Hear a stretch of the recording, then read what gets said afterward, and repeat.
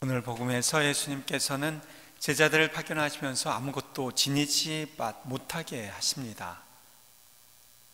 돈도 빵도 여벌옷도 지니지 말라고 하시죠.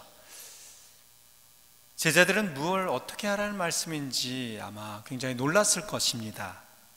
그러면서 그들은 스승의 숨은 뜻을 헤아려 보았을 것입니다.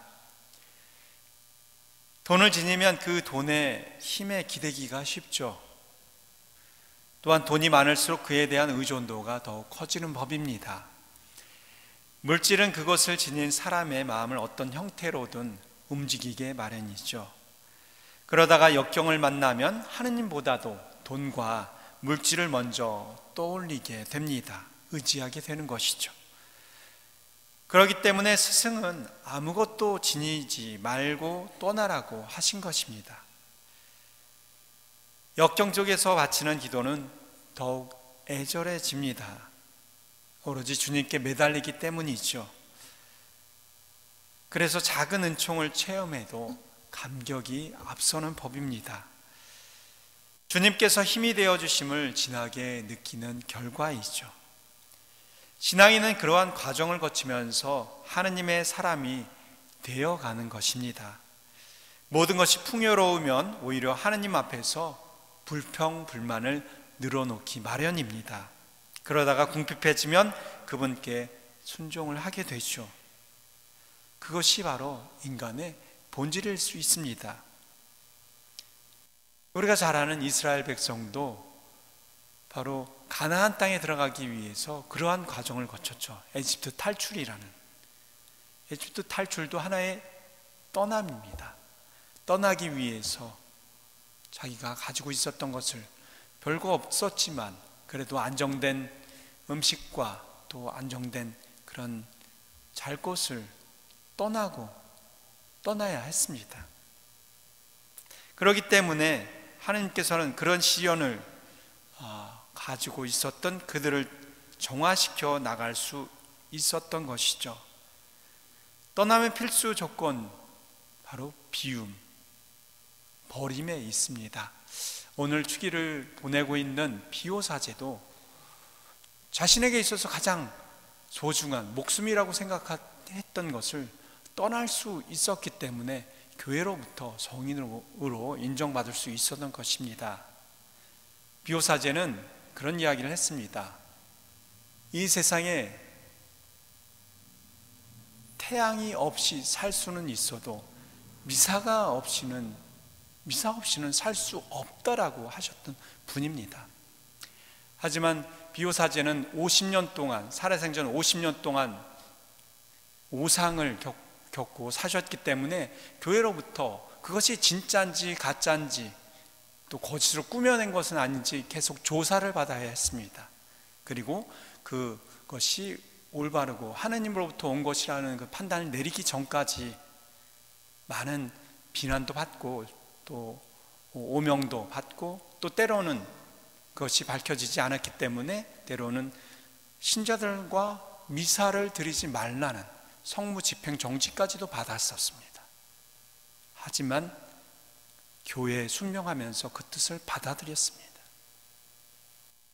아마 자신이 그렇게 중요하다고 생각하고 없어서는 안 될 거라고 생각했던, 생명과도 같았던 미사를 난 포기하지 못하겠다라고 했다면 지금의 우리가 성인으로 기억하는 비오사제는 없었을 수 있습니다.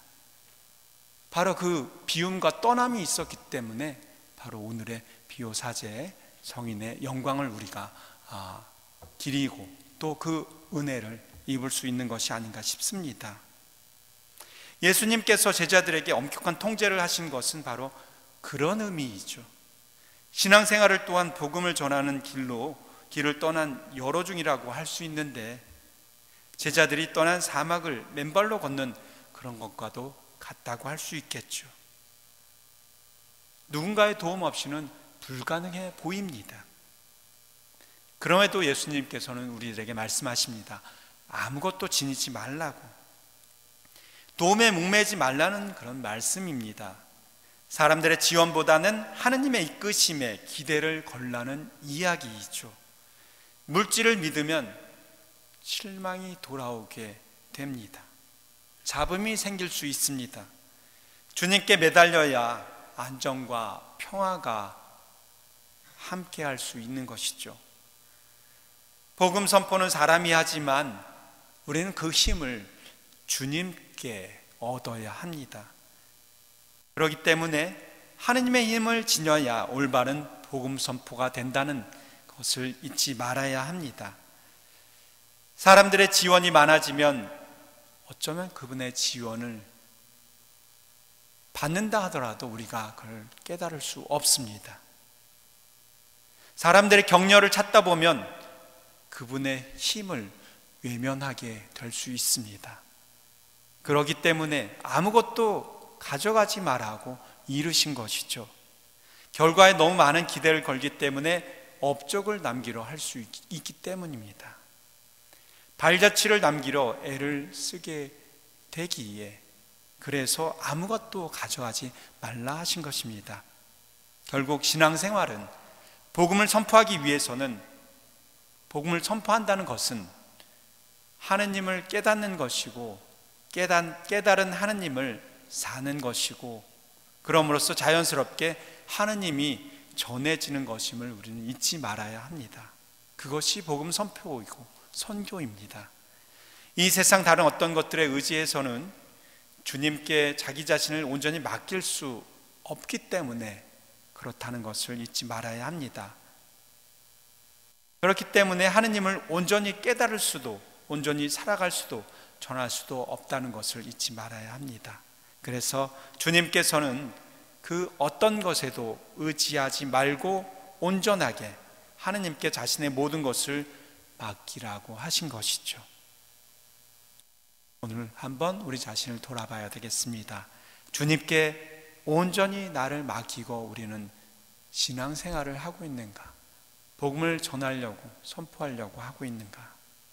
혹시 다른 것에 관심을 가지고 살았다면 주님께 점점 더 맡기는 것이 힘들었다는 것을 우리는 깨달을 수 있습니다. 깨달으셨을 것입니다. 오늘 다시 한번 주님께 내 자신을 온전히 맡길 수 있는 그런 은총을 청하기로 합시다. 아멘.